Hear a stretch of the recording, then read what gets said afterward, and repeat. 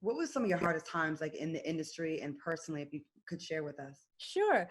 Um, when I was writing my autobiography, I had to really revisit these times. And it, honestly, Claudia, was such a confirmation of God's mercy and Mhm. his blessing, that I have not lost my whole mind, that I didn't lose my way, that my village is still so fantastic.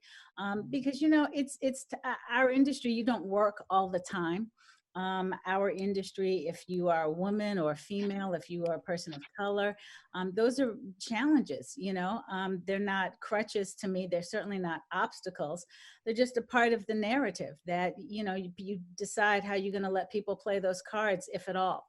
And at the end of the day, I still have had, heartbreak. I still have had heartache. I still have had, wonderful highs, and all sorts of things.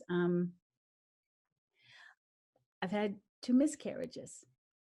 I've had divorce. I've had things that I never thought would be part of my narrative. Mm. And yet I go, wow, God, you are so amazing. I've had death right up on me.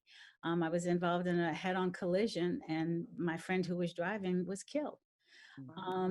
And so, when you just realize that you're not running anything, you just better sit in the passenger seat. You can make a plan and submit that plan, and then sit back and see what God has to say. You must have a lot of be a woman of faith to be able to deal with this industry, which is 95% rejection alone. And then on top of that, all the other things that you mentioned Yeah. that are tragic on their own and that Yeah. all combine together, but you still have this every time I've ever seen you and everything you do, you always radiate this happiness. You don't ever seem like you are ever in a dark place. And I'm sure you have as a human being, right? Oh, But yes, honey. you're Yeah. good at not letting us see it because Well, I mean, thank you. One, I was raised, you don't air your dirty laundry. So again, that goes back to what we call it before, home training. home training. But also, you know, God has been too good to me.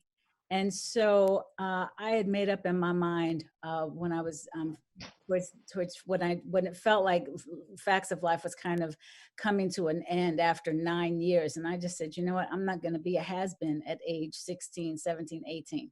That's not an option for me. And I'm not going to be a tragedy. I'm not going to be a statistic. My village didn't sign on for that. They Mm. did not raise me and ground me and support me for me to go out like that.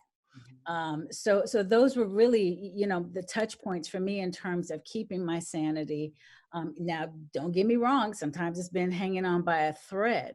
But honestly, sis, that's why I started my autobiography. The very beginning, the first page is an excerpt from my favorite poet, Langston Hughes. And it says it's from Mother to Son.